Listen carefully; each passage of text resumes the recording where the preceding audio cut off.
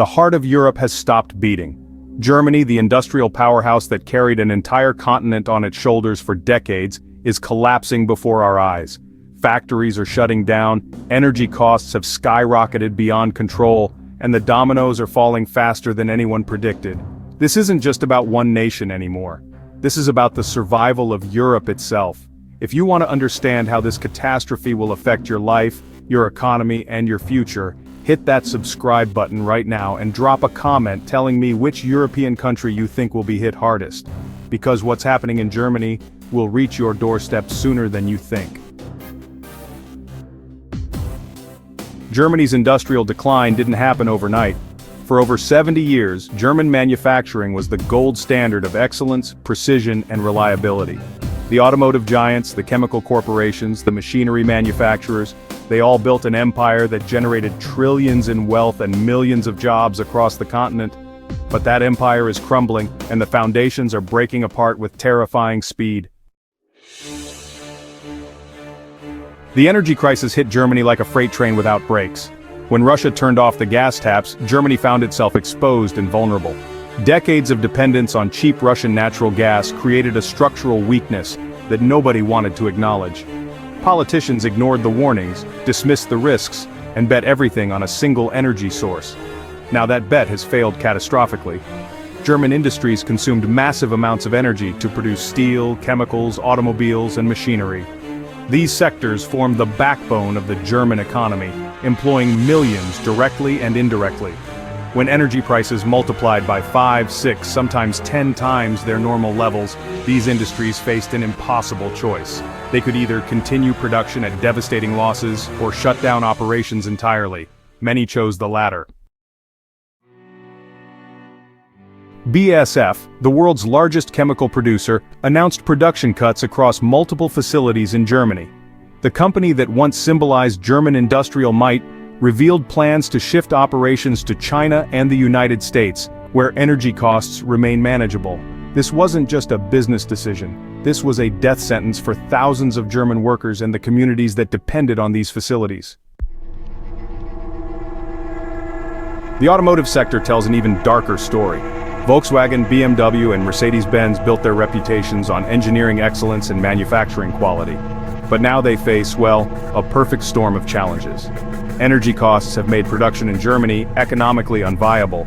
The transition to electric vehicles requires massive investments that these companies are struggling to finance, and Chinese competitors are flooding European markets with cheaper alternatives. Volkswagen recently announced potential factory closures in Germany for the first time in its history. The company that provided stable employment for generations is now considering mass layoffs and permanent shutdowns. Union leaders warned of social catastrophe. Politicians scrambled for solutions. But the mathematics of economics don't care about sentiments or traditions.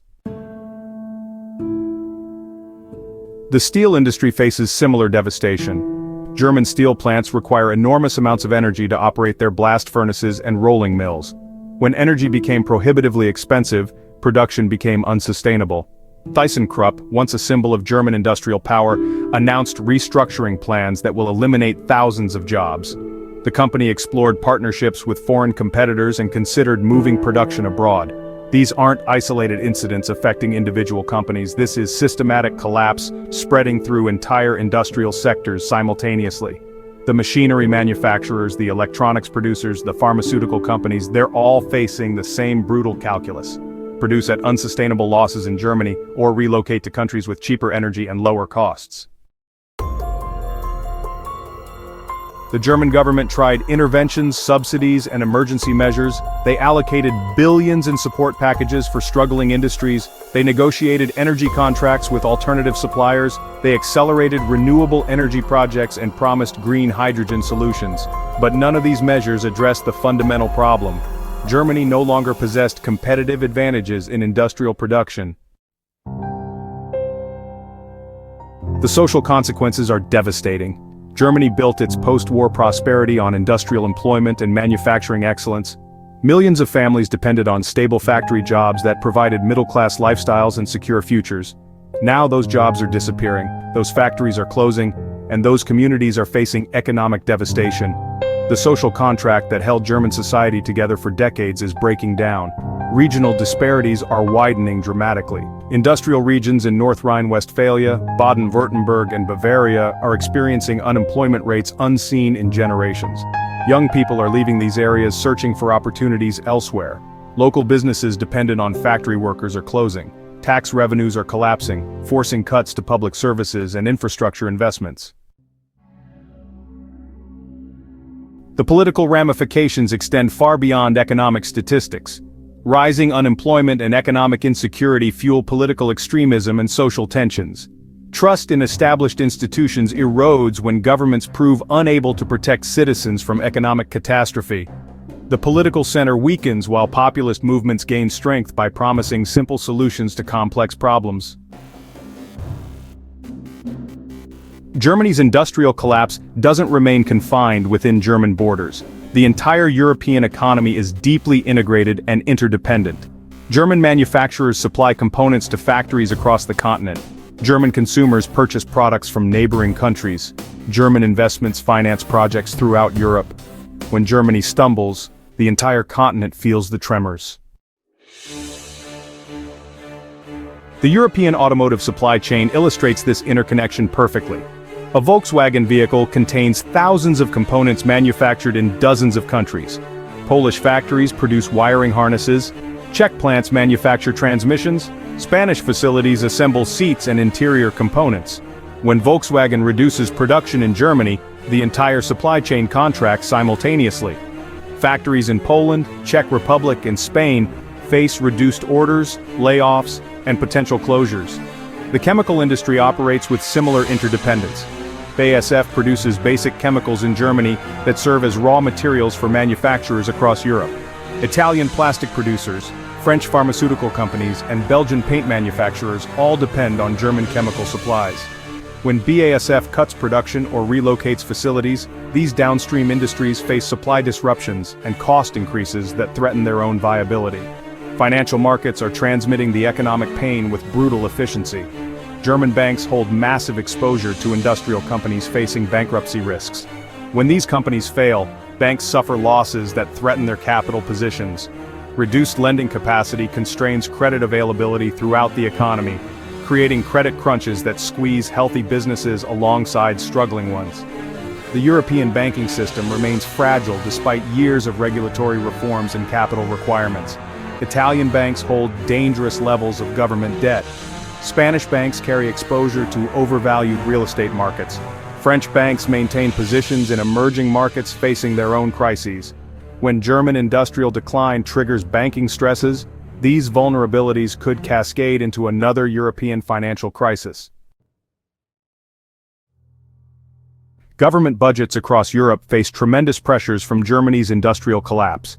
Tax revenues decline as companies reduce production and lay off workers. Social spending increases as unemployment rises and welfare programs expand.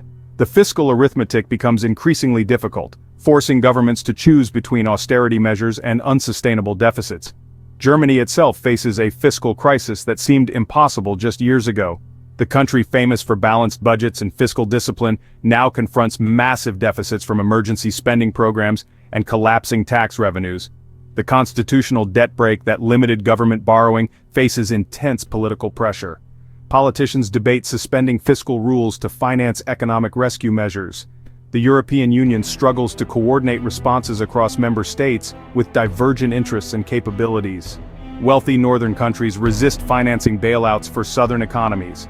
Eastern European nations demand infrastructure investments and development funds. France and Germany disagree on energy policy, industrial strategy, and fiscal rules. The political cohesion necessary for effective crisis management doesn't exist. Energy policy exposes the deepest divisions within Europe. Germany shut down its nuclear power plants based on environmental concerns and political calculations. France maintained its nuclear fleet and exports electricity to neighbors. Poland relies heavily on coal and resists aggressive emissions targets. These contradictory approaches create competitive distortions and political tensions that prevent unified energy strategies. The transition to renewable energy presents enormous challenges that Germany's experience illustrates vividly. Wind and solar power remain intermittent and unreliable without massive battery storage capacity that doesn't yet exist at necessary scales. The electrical grid requires expensive upgrades to handle distributed generation and variable supply. Industrial processes need consistent, reliable energy that renewables alone cannot currently provide. Over the past 2 decades, Germany invested hundreds of billions in renewable energy infrastructure. Solar panels cover rooftops across the country, and wind turbines dot landscapes and offshore waters. Yet Germany still faced energy shortages and price spikes when Russian gas stopped flowing. The renewable investments proved insufficient to replace conventional energy sources for industrial production. The green hydrogen economy that politicians promoted as the solution remains largely theoretical. Producing hydrogen through electrolysis requires enormous amounts of electricity. Storing and transporting hydrogen presents technical challenges and safety concerns. Converting industrial processes to use hydrogen demands massive capital investments. The timeline for building this hydrogen infrastructure extends decades into the future, far too slow to save Germany's current industrial base. China watches Germany's industrial decline with strategic calculation and opportunistic interest. Chinese companies are purchasing German industrial assets at bargain prices. Chinese manufacturers are hiring German engineers and acquiring German technologies. China recognizes that Germany's crisis represents China's opportunity to accelerate its own industrial advancement and technological capabilities. The geopolitical implications extend far beyond economics. Germany's industrial strength provided Europe with strategic autonomy and negotiating leverage. A weakened Germany means a weakened Europe, more dependent on external powers and less able to defend its interests. The United States and China both understand these dynamics and position themselves to benefit from European weakness. European defense capabilities face particular vulnerability. NATO members committed to spending targets that many countries fail to meet. Defense industries require strong industrial bases and technological capabilities that are eroding across Europe. If tensions with Russia escalate, or if American security guarantees weaken, Europe may find itself unable to defend its own territory and interests. The migration crisis could intensify dramatically if European economic conditions deteriorate further. Economic opportunity attracted millions of migrants to Europe in recent decades. But if that opportunity disappears, social tensions could just explode, political systems could fracture. The open borders that characterized European integration might close as countries turn inward and, become more nationalistic. Climate goals become increasingly difficult to achieve during economic crisis. Green investments require capital that cash-strapped governments and companies simply no longer possess. Public support for expensive climate measures pretty much evaporates when citizens face unemployment and declining living standards. The political coalitions supporting aggressive climate action fragment under economic pressure. And honestly, the technology sector offers little consolation for Europe's industrial decline. American companies dominate software, internet platforms, and digital services. Chinese companies lead in areas like mobile payments, social media, and artificial intelligence. European technology champions remain scarce, and frankly, the ecosystem necessary to create them just doesn't exist at competitive scales. Demographic trends compound Europe's economic challenges. Aging populations increase pension and healthcare obligations while reducing workforce size and productivity. Germany faces particularly severe demographic pressures, with birth rates well below replacement levels for generations. The working-age population is shrinking just as the economy needs maximum productivity and innovation to survive. Immigration could theoretically offset demographic decline, but political opposition to migration has intensified across Europe. Populist movements gain strength by opposing immigration and promising to protect national cultures. The economic crisis strengthens these movements further, making immigration reform politically impossible, even as demographic mathematics demands it. Education systems struggle to prepare workers for rapidly changing economic conditions. Traditional industrial skills become obsolete as factories close and industries transform. Retraining programs prove expensive and often ineffective. Younger generations face uncertain futures where their parents' career paths no longer exist, and new opportunities remain unclear. The social fabric holding European societies together shows increasing strain. Trust between citizens erodes as economic security disappears. Faith in institutions declines as governments prove unable to protect citizens from global economic forces. Communities fragment along economic, cultural, and political lines.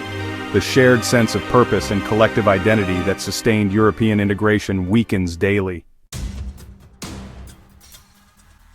Financial speculation, really amplifies economic volatility and crisis dynamics. Currency traders bet against the euro, which ends up driving down its value and, increasing import costs. Then you have bond market vigilantes demanding higher interest rates from governments with weakening fiscal positions. Stock market crashes, in turn, destroy household wealth and consumer confidence. These financial dynamics, honestly, can create self-fulfilling prophecies, where just the fear of crisis creates an actual crisis. The European Central Bank, or ECB, faces impossible policy choices. If they raise interest rates to fight inflation, they risk triggering recession and debt crises. But keeping rates low allows inflation to erode purchasing power and savings. Quantitative easing programs that purchase government bonds also blur the line between monetary policy and fiscal financing. Whatever the ECB chooses, somebody suffers. Corporate debt levels present another ticking time bomb. European companies borrowed heavily during years of ultra-low interest rates to finance expansion and acquisitions.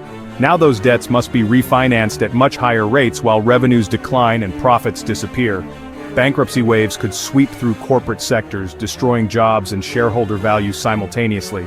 Real estate markets face severe correction risks across multiple European countries. Property prices reached unsustainable levels in major cities during the boom years. Commercial real estate suffers from changing work patterns and declining retail activity.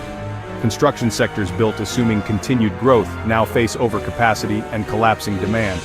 When property bubbles burst, banking systems absorb devastating losses. The European project itself faces existential questions. The common currency creates economic straitjackets for countries that cannot devalue or pursue independent monetary policies. Fiscal rules prevent governments from responding flexibly to crisis conditions. Democratic accountability suffers when crucial decisions get made by unelected technocrats in Brussels. Citizens question whether European integration serves their interests or undermines them. Southern European countries never fully recovered from the sovereign debt crisis that devastated their economies over a decade ago. Youth unemployment remained catastrophically high in Greece, Spain, and Italy. Public debts reached levels that will never be fully repaid. Productivity growth stagnated. Now Germany's industrial collapse threatens to drag these countries into even deeper economic depression.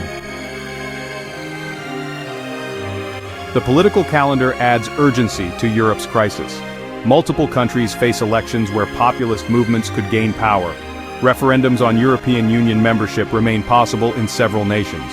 Treaty changes require unanimous consent that becomes increasingly impossible to achieve. The window for coordinated action is closing rapidly. Time is running out for Europe to reverse its industrial decline and economic deterioration. The decisions made in the next months and years will determine whether Europe remains a major global power or fades into irrelevance. The challenges are immense, the obstacles are formidable, and the political will appears insufficient. Germany's industrial engine has died, and Europe may not